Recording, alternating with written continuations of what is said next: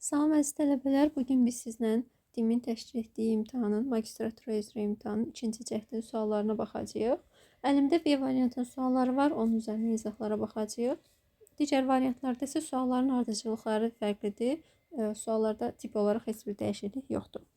Başlayaq B variantın sualı. 21-ci sual. Bütün işçi stansiyaların vahid mərkəzi konsentratora birləşdirildiyi lokal şəbəkə topologiyası mərkəzdə bir kompüterdir. Digərləri də ona qoşulurdusa, bu cür qoşulma tipinə biz nə demişdik? Buna deyirik ulduz topologiyası. Daha sonra Still-Length qrupu hansı length tabında yerləşir? Still-Length qrupu demişik ki, sözlərdə heading eləməkdir, sonra title'dır və s. yəni üslublarını dəyişməkdir onların. Bu da yerləşir home tabında. Forma ilə işləmə rejimlərində 3 əsas rejimimiz vardır. Layout, daha sonra design, bir də datasheet rejimləri. Olacaq demək 2, 5, 6 B variantı. Microsoft Excel 2019 proqramı hansı proqramlar qrupuna aiddir? Excel'dir, Word'dir, PowerPoint'dir. Bunlar istifadəçiyə lazım olan proqramlardır və bu tip proqramlar tətbiqi proqramlar adlanırlar. MS Office paketində hazırlanmış sənəd fayllarının kontekst menüsünə aid olanları soruşur. Kontekst menyuda sənəd üzərində nə edə bilərik? Create shortcut qısa yolunu yarada bilərik. Send deyib başqa bir yerə göndərə bilərik. Rename-də isə onun adını dəyişə bilərik. 1, 2, 6 D variantı. 26-da hansı halda PPSX genişlənməsi ilə yadda saxlanır faylımız? PPSX deyəndə demişdik bunu slideshow-dakı S-lərlə yadda saxlayırıq. Slideshow nümayiş rejimi idi. Buradakı PPSX-dəki S onu bildirirdi bizə. Yəni nümayiş sözü axtarmalıyıq biz. Variantlara baxıraq ki, nümayiş sözü yalnızca B-dədir. Təqdimatların, slaydların bilavasitə nümayiş etdirmək nəzərdə tutulduqda PPSX formatında yadda saxlayırıq. 27-də bizə deyir ki, doğru olmayan mülahizələri müəyyən edin. Baxaq, nə deyir bizə? Əməli yaddaşda verilənlər müvəqqəti saxlanılır. Bəli, doğrudur. Biri çıxırıq. Qrafik planşet daxil etmə qurğusudur. Bəli, içində çıxacaq. Biri içinə çıxaq cavablardan. Baxaq, yalnızca Y variantı qalır. Digərlərinə də baxaq. 3-də deyir ki, iş yaddaş böyük tutumlu aşağı sürətli yaddaşdır. Xeyr, iş yaddaşdan sürət yüksəkdir, yaddaş həcmi aşağıdır. Skanner xaric etmə qurğusudur. Xeyr, skanner daxil etmə qurğusudur. KMOS yaddaş enerjidən asılı olan yaddaşdır. Xeyr, KMOS yaddaş enerjidən asılı deyil. Arxiv fayllarının ad genişlənməsi. Arxiv fayllarında demişdik. Zipdir, RAR'dır, JAR'dır, TAR'dır, AC-dir, CAB-dır, ARJ-dir. Bu tipli ad genişlənmələri arxiv fayllarına aiddir. Burada da ARJ var. Bu da olacaq arxiv faylı. 29-da 1-dən 5-ədək olan tam ədədləri çap edən alqoritmin blok sxemini müəyyən edin deyir. Burada baxaq. Birinci A variantını yoxlayaq. A 1-dir. Düşür aşağı olur A1 vahid artır. Oldu burada 2. 2-ni çap elədim. Sonra keçirəm yoxlayıram. 2 böyükdürmü 5-dən? Nə olacaq? Yoxa gələcəm. Gələcəm A1 vahid artacaq. Olacaq 3 və bu formada davam edəcək. Mənə isə baxın deyir 1-dən 5-ədək. Buna görə A variantını çıxdım. Çünki A da 2-dən başlayırdı. B-yə baxıram. A bərabərdir 1. Düşürəm aşağı şərti yoxlayıram. 1 kiçikdirmi 5-dən? 1 kiçikdirmi 5-dən? Hə. Gəlirəm, neyirəm? A-nı bir vahid artırıram, olur 2. Burada 2-ni çapa verirəm. Yenə də 2-dən başladığıma görə B-ni də çıxıram. D variantına baxıram. A bərabərdir 1. A-nı çap elədim. Düşürəm aşağı. A-nı bir vahid artırıram, olur 2. 2 kiçikdirmi 5-dən? Hə. Bundan bitdi. 1 çap olundu. Burada dayandı. Bu da yanlışdır. Y-yə baxıram. A bərabərdir 1. 1 kiçikdirmi 5-dən? Hə. Gəlirəm burada 1-i çap eləyirəm. Daha sonra 1 vahid artır olur 2. 2 kiçikdirmi 5-dən? Hə. 2-ni çap eləyirəm. Daha sonra eyni qaydada 3-ü çap eləyəcək. 4-ü çap eləyəcək. 4-ü çap eləyəndən sonra nə baş verəcək? Gələcək burada 1 də yox olacaq. 4 kiçikdirmi 5-dən? Hə. Düşəcəm aşağı. 4-ü çap eləyəndən sonra buradan 5 oldu. 5 kiçikdirmi 5-dən? Yox. 5-i çap eləmədən demək ki blokdan çıxacam. Y variantı da doğru deyil. Gəlirəm C variantına baxıram. C variantında isə A 1-dir. Düşürəm aşağı 1-i çap eləyirəm. Sonra 1-in üstə 1, 2. 2 kiçikdirmi 5-dən? Yox. Gəldim 2-ni çap elədim.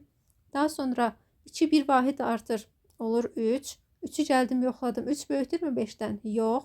Gəldim 3-ü çap elədim. 3 bir vahid artdı oldu 4. 4 böyükdürmü 5-dən? Yox. Gəldim 4-ü çap elədim. 4-ün üstə 1 gəldim 5. 5 böyükdürmü 5-dən? Yox. 5-i çap elədim. Düşdüm aşağı. 1 vahid artdı oldu 6. 6 böyükdürmü 5-dən? Hə. İşte bununla da dövrdən çıxmış oluram. Demək ki, cavab C variantıdır. 30-da nöqtə dediklər riyazi hesablamalar əsasında avtomatik generasiya olunan təsvirlərin yaradılması başa düşülür. Bunların da əsas xassəsi özünə oxşarlıqdır. Yəni, müəyyən olmuş xüsusi bir hissə bütün təsvir haqqında ümumi təsəvvür yaratmağa imkan verir. Burada avtomatik generasiya sözünü görürüksə, ardını oxumamıza ehtiyac olmur. Bu tipli qrafika fraktal qrafika adlanır bizdə. Daha sonra 31. Doğru mülahizələri müəyyən edin deyir. Seçilmiş obyektin səhifədə mövqeyini dizayn tabından müəyyən etmək olar. Ümumiyyətlə, obyektin səhifədəki mövqeyi dizayn tabında deyil, layout tabında həyata keçirilir. Arrange bölməsində nizamlamaq olar. İki sənədin avtomatik müqayisəsi view tabındadır. Xeyr, view-da deyil, review tabındadır. Burada compare əmri vardı. Həmin compare əmri ilə eləyə bilərəm. Biri içinə çıxırıq. Biri içinə çıxaq. Cavab oldu 3, 4, 5. 3-də nədir? Quick Access Toolbar alətlər panelinə fayl tabından alət əlavə etmək olar. Bəli, fayla gedirik. Customize Ribbon bölməsindən oradan düzəliş eləmək olar. Fayl tabından sənədi düzəlişlərdən mühafizə etmək olar. Bəli, Protect bölməsi var info hissəsində. Sənəddəki qrafik, cədvəl, düstur və şərhlərin axtarışı View Navigation Pane parametrini seçməklə mümkündür. Bəli, axtarış hissəsi orada search eləmək olar. 6-da isə deyir, reference tabına sənəddə edilmiş düzəlişləri qəbul etmək. Reference tabında deyil də, bunu biz review-da edə bilərik. Review-da track change əmridir bu. Change. 32. Cari slaydın obyektlərinə verilmiş animasiya effektinin ardıcıllığını dəyişmək üçün hansı lent tabından və lent qrupundan istifadə olunur? Obyektə animasiya verirəmsə, demək mən burada transition'ı çıxıram və digər tablarda çıxmalıyam. Çünki obyektdə animasiya animation'da olur ancaq. Animasiyanın sıralaması isə bu dəfə timing bölməsindən həyata keçirilir. D variantı. 33-ə baxaq. 33-də nə deyir bizə? Birincini baxaq. 1x9 16-lıqda bərabərdir 28x 10-luqda. 1x9 16-lıqda buraya yazmaq elə üstündə sıralayaq. 0, 1, 2. 1 vurulmuş 16 üstü 2'ye açılış verir. Onluq say sisteminə gətiririk. X vurulmuş 16 üstü 1. Üstə gəlmiş 9 vurulmuş 16 üstü 0. Bu da bərabərdir. Bunu da açsam onluğa görə olacaq 280 plus x. Bu da mən deyəcək 256. Üstə gəlmiş 16x. Üstə gəlmiş 9. Bu da bərabərdir 280 plus x. 15x bərabərdir 280 çıxılmış 265. 15x-imiz bərabərdir 15. X də bərabərdir 1-ə. Demək ki, 1-ə olmalıdır C variantı. 1-ə C-nin olduğu ya C-dir ya da B-dir. Sonra baxaq 2-yə D-dir, 3-ü yoxlayaq. 3-də x 5 10-luqda, 2x 16-lıqda. 0, 1. 2 vurulmuş 16 üstü 1. Üstəcə x vurulmuş 16 üstü 0. Bu da bərabər olmalıdır. Deyir 10-luqdakı x. Bu 10 vur x deməkdir. Üstəcəl 5. Baxaq nə eləyəcək? 10x üstəcəlmiş 5 bərabərdir 32 üstəcəl x-a. 9x bərabərdir 27. X də bərabərdir neçə? 3-ə. 3 də B variantındadır. 3-ə də B gedirsə olacaq C variantı. 34-də cümlədə şriftin hansı stili ilə yazılıb deyir. Burada baxaq. İnformatika mənim sevimli fənnimdir. Nə var burada? Baxın. Həm qalınlaşma var, həm də altdan xətt var. Yəni bold və underline. Doğru yazılıbdır. Daha sonra keçək 35-ci sualda. Elektron cədvəldə B sütununun enini həmin sütunda yerləşən uzun mətnin eni ilə necə bərabərləşdirmək olar? Ümumiyyətlə, cədvəldə sütunun enini təyin eləmək istəyiriksə, məsələn, deyək ki, A sütununu düzəltmək istəyirəm. A sütunun enini düzəltmək istəyirəmsə, ya A-nın sərhəd xəttindən tutub çəkəcəm sağa doğru, ya da ki, A və B sütunun arasında sərhəddə 2 dəfə klikləməklə bunlar arasındakı məsafəni düzəldə bilirəm. İndi baxaq görək bizdə B sütununu düzəltmək istəyirəmsə, demək B və C arasındakı sərhəddən tutub klikləyə bilərəm və yaxud da B-nin sərhəd xəttini tutub çəkə bilərəm sağa doğru. İndi nə deyir? A-da deyir sıçanın sol düyməsini B sütununun başlığı üzərində 2 qat klikləməklə. Xeyr, burada biz sadəcə B sütununu seçmiş olarıq o zaman. Sıçanın sol düyməsini B və C sütun başlıqlarına sərhədi üzərində 2 qat klikləməklə düzdür. Sıçanın sağ düyməsini B sütununun başlığı üzərində 2 qat klikləməklə. Ümumiyyətlə sağ düyməni klikləsək burada kontekst menyu açılacaq. D-də deyir sıçanın sol düyməsini A və B sütun başlıqlarının sərhədləri üzərində 2 qat klikləməklə A və B deyil, B və C yazılmalıydı. Sıçanın sol düyməsi ilə A və B sütun başlıqları arasında sərhədi sola doğru dartmaqla mən ümumiyyətlə ölçünü burada sadəcə kiçiltmiş olacağım və A sütununun ölçüsünü tənzimləmiş olacağım. Ona görə Y də yanlışdır. 36-da nə deyir? Kompüterin xarici yaddaş qurğularına aiddir. Xarici yaddaş qurğusu deyirsə, KMOS-u çıxıram. Daha sonra keşi çıxmalıyam, daimi yaddaşı çıxmalıyam və əməli yaddaşı çıxmalıyam. Sərt diskdir, yəni HDD. Daha sonra streamer magnet lentdir. Kompakt disk CD-lər, DVD-lər. Bir də flash kartlarımız. Oldu demək 2, 3, 4, 7. Düzdür. 37-də deyir ki, doğru olmayan mülahizəni müəyyən edin. Ctrl-A düymələr kombinasiyası bütün sənəd mətnini seçir. Bu düzdür. Ctrl-A bütün mətni seçir. Window Lent qrupu View tabındadır. Bəli, bütün proqramlarda Window Lent qrupu View tabında yerləşir. Ctrl-F4 düymələr kombinasiyası sənəd pəncərəsini bağlayır. Aktiv sənədimiz əgər sənəd pəncərəsidirsə, Ctrl-F4 onu bağlaya bilər. Burada problem yoxdur. Mövcud sənədi açmaq üçün File tabının Open əmri istifadə olunur. Bu da düzdür. Ctrl-N düymələr kombinasiyası kursorun mövqeyinin cari sətrin sonuna. Xeyr, əzizlərim, cari sətrin sonu deyil, sənədin sonuna yerini dəyişmiş olur. Baxın, sənədin sonu.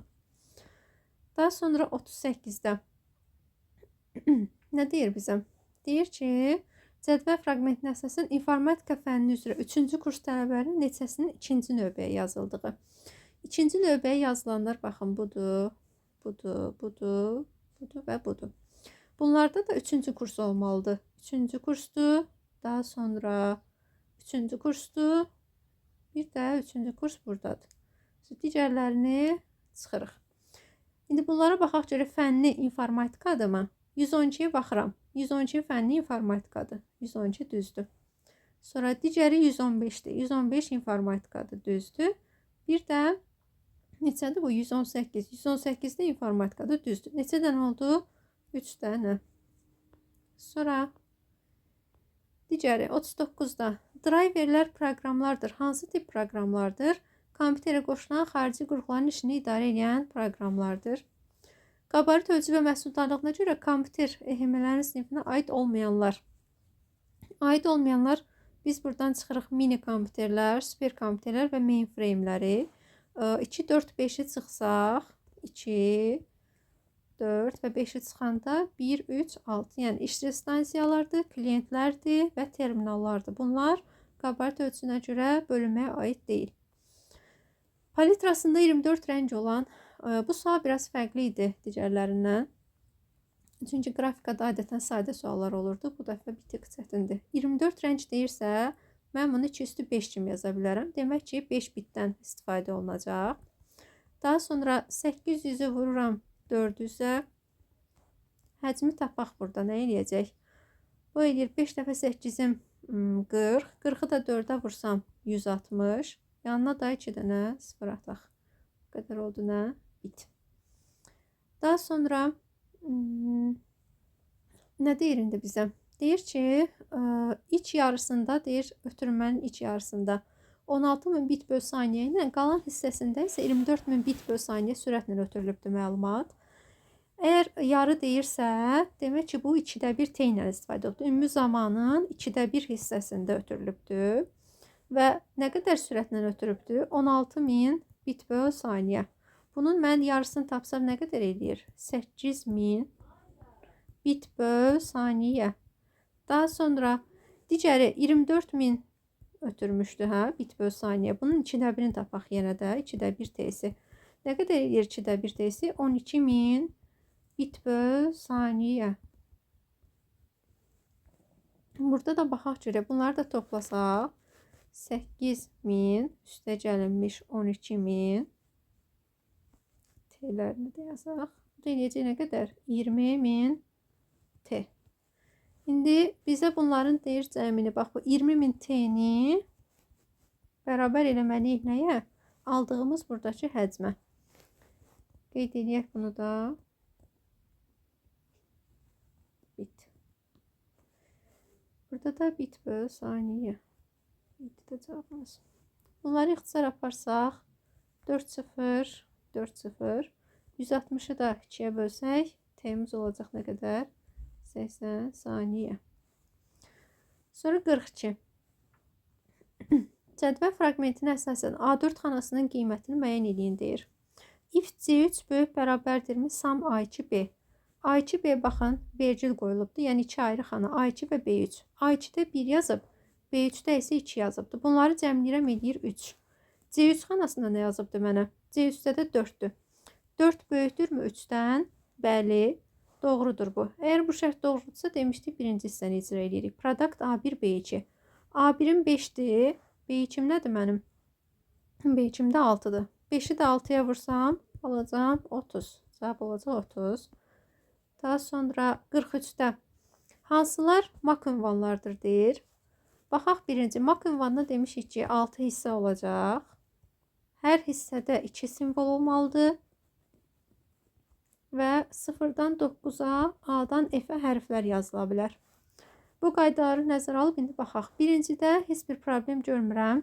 6 hissədir, hər hissədə 2 simvoldur və 16-lıq say sisteminin simvollarıdır. Biri götürdük. İkincidə baxın H var. Sonra üçüncüdə 5 hissədir, ümumiyyətlə düz deyil.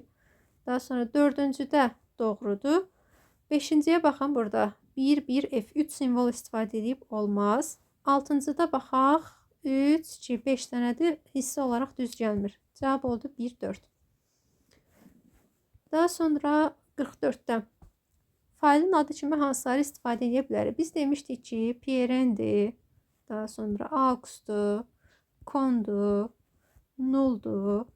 Daha sonra LPT 0-dan 9'a, COM 0-dan 9'a. Bu sözləri yazmaq olmaz. Bunlara icazə yox idi. Adında PRN olanlar baxın ad hissəmiz.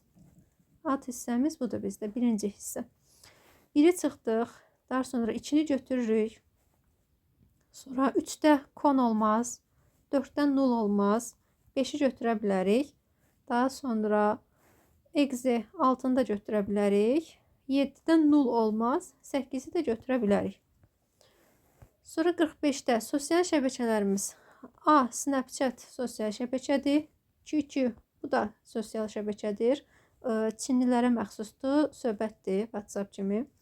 Browser olacaq. Browserlərimiz Safari və Firefox B və D. Axtarış sistemi isə Bing'dir. E variantı. Uğurlar hər birinizə. İnşallah imtahan ürəyiniz olmuşdur. Nəticə yəqin ki ürək açan olar. Bir də ballarla bağlı böyük ehtimal ki ballarda düşmə ola bilər.